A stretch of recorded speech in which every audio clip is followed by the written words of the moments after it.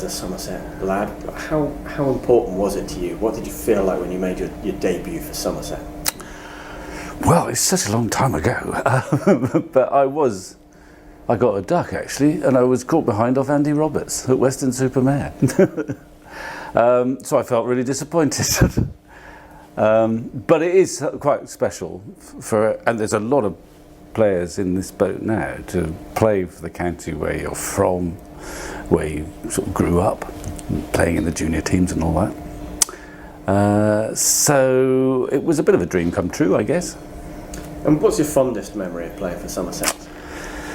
Fondest memory of playing for Somerset?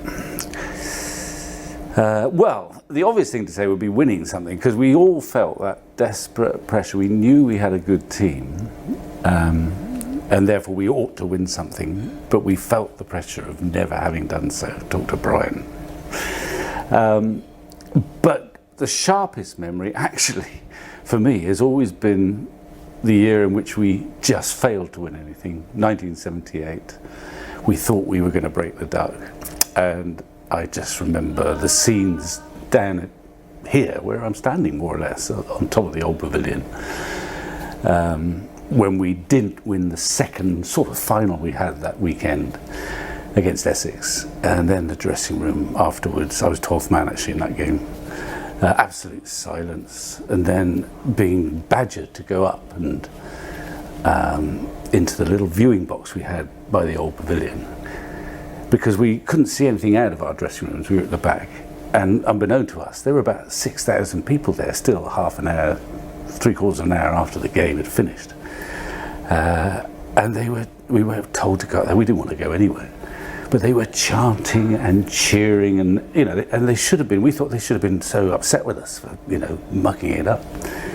And I suspect, for me anyway, and I think for quite a lot of the players, they all remember that memory and that depth of emotion more than when we actually won it, or won something the following year.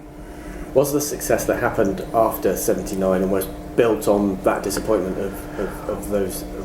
Well, the disappointment was in '78, and then I think that did spur us on in '79, because we got so close, and we knew we were a good team, mainly because we had three of the best players in the world in it. So there was no excuse looking back.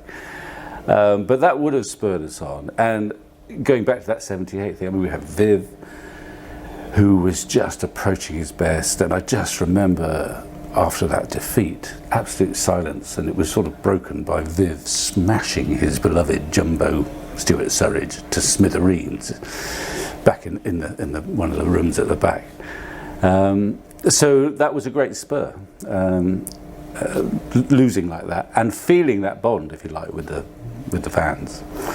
And that would certainly have helped us in '79, and we did it the easy way, in a sense, if we're honest. We never got that close to winning the championship. I think 1981 we were the closest. It was a bit easier to win one-day games, and I think some of us may have worked that out.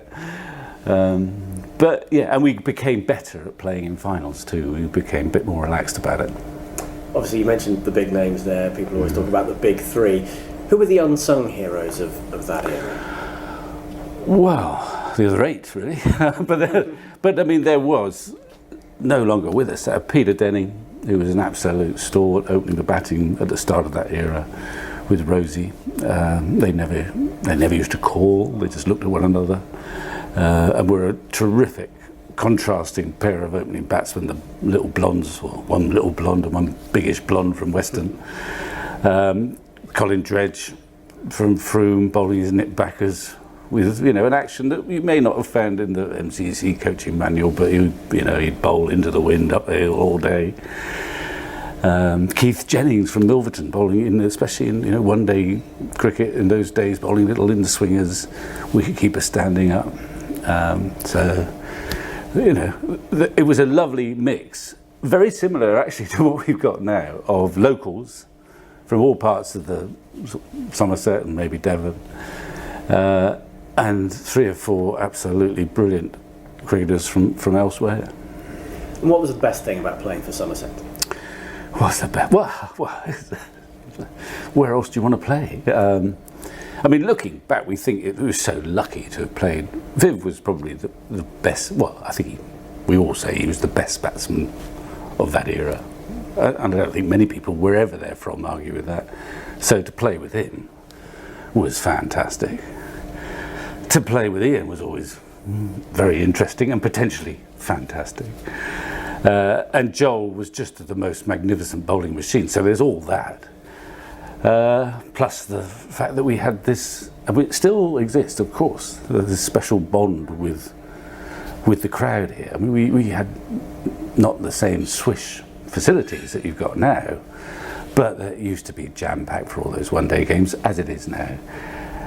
And the supporters were terrific, as they are now.